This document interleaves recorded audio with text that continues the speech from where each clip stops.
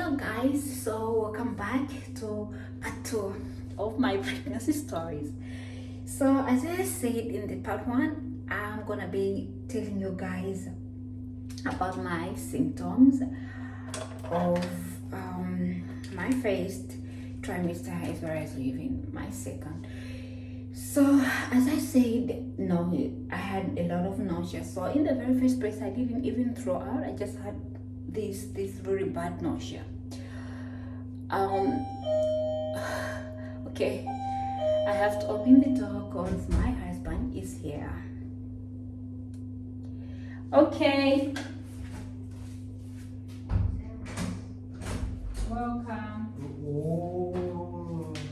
Room service. Yemek kaçta başlıyor baba? Hiç bakmadım. Okay, so my husband just came in.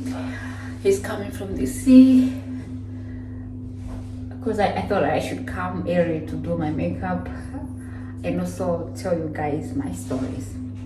Yeah, so as I said, in the very first place, I had this really bad nausea that whenever I have the nausea, this was before I started even throwing up. Whenever I had the nausea, it was really bad and like I just had to lie down because it affected everything that I was doing at that time. And lucky enough, whenever I started throwing out and I had this sense of relief after throwing out, so it wasn't that much of a problem whenever I throw out. But then as time went by, I still was throwing out, like I think 2 times a day or sometimes 3 times a day. So it was in the morning, that was after breakfast, and after lunch, and also after dinner, or usually before dinner, cause that should be whenever I'm back home from work. And I have this motion sickness problem, guys, so it could be a little bit from my motion sickness problem, or maybe also the pregnancy and just a combination. So it was really bad whenever I'm home from the motion sickness from work. Then I could throw out and then have dinner, and at least I was feeling okay. The other thing, like especially in the first trimester, the taste of water didn't feel like water. I don't know, I feel like something. I didn't enjoy drinking water, not at all. Water felt like some kind of poison. I can't even explain the feeling. Like I didn't even want to drink water because it just didn't feel okay with me. Water was very bad. My taste, I became so much sensitive. I was so sensitive to a lot of food that I eat, and also smells. Even the smell of food made me throw out. So let's say my husband and I, we like eating Asian food, especially Korean food, and also we usually go to a Chinese restaurant where they have kimchi, and we love eating kimchi. And at that time, trust me guys, whenever we're there and whenever I just smell the smell of kimchi, it made me throw out, and I couldn't even try to taste the kimchi to eat it because I knew if I do, then I'm going to throw out, or maybe I'm not going to get the taste. The smell really, it was really bad. Like I don't know, something I can't even explain. And also, I do love smoothies. We love making smoothies, like mango smoothies. And guys, trust me, I couldn't even drink mango smoothie. I don't even want to drink even right now, but at that time, I remember my husband prepared this mango smoothie on this day, and then imagine I had a sip, but then after that sip, it was in the evening, I didn't even sleep in peace because I had this terrible nausea.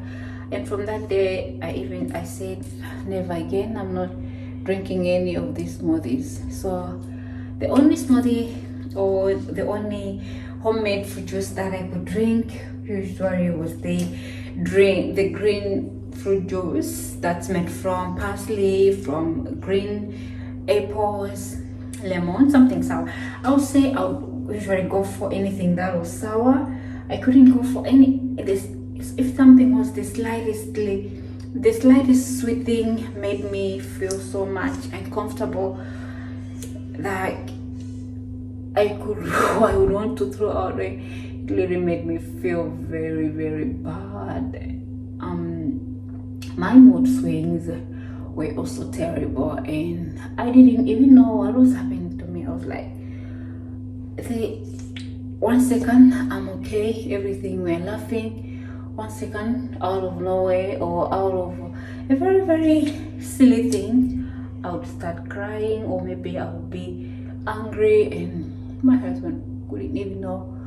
Like, so what's the real problem? Like, is this a great deal? Do you have to cry? Do you have to react this way? I was like, I don't know. Really, I didn't know, because the mood swings were really terrible and really made the people around me very uncomfortable. And also, I would say I could feel some kind of, especially in the very first day, I used to experience this kind of tiredness that I'm never used to. Okay, I feel tired or stuff like that, like everyone else, but even though my blood level, that's my hemoglobin level, was okay, I still had this different kind of tiredness that even if I'm not doing anything, I couldn't feel rested. I used to feel very tired, and I was like, what's happening to me? That was before I even knew I was pregnant. It kept on going, even if I find out I was pregnant, of course. I don't know if I should be saying it right now or no. So let me say, like, after finding out about the pregnancy, I did the blood test, and then to confirm, and then we went to the OBGY doctor, where we had the first ultrasound, and that was the first time we had to see our baby. And just like any pregnancy, I know some of you might know, or some you might know, you might not know. We had to do some blood tests, like a very detailed blood test, just to make sure that everything is okay. And if there is something that's wrong, especially the thyroid hormones, maybe you might need some kind of replacement or something that need to be attended to. So I did all the blood test and also urine test as well. Everything came out normal. There also like some kind of screening tests that are done, and that came back normal.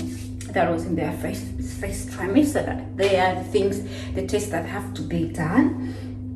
And also in the let me see, in the second trimester, there's also another screening test that has to be done. That also came normal. And also there's a detailed ultrasound that's very important that needs to be done. That came out normal, that we did. Maybe I'm gonna tell you in the details about this test. I don't know, but if you want to know more about this test, I can tell you the details. Just write in the comment section down below. I'll be free.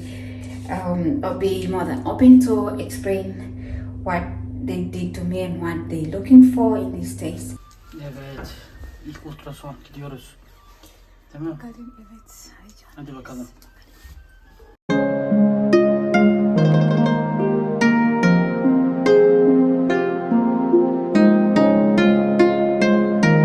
There's also a test that has to be done that's very important, especially for gestational diabetes. So it's done at week 24 through 28, and that's a blood sugar test that's done at 0 minute, and also as well as after 1 hour, especially if there's no any history of diabetes in the family. So you can do the 50 grams. If there is, then it goes on to like 75 grams. And so because I don't have any family history of diabetes, so I did the 50 grams of glucose blood test, and it came back normal. This is, I would say, some of the symptoms that happened in my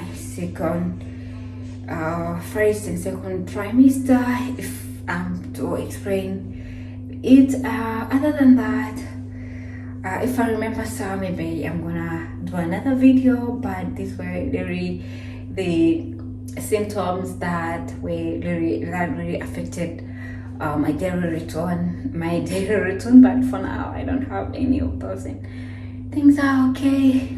Yeah, so thank you guys so much for watching, and I will see you soon.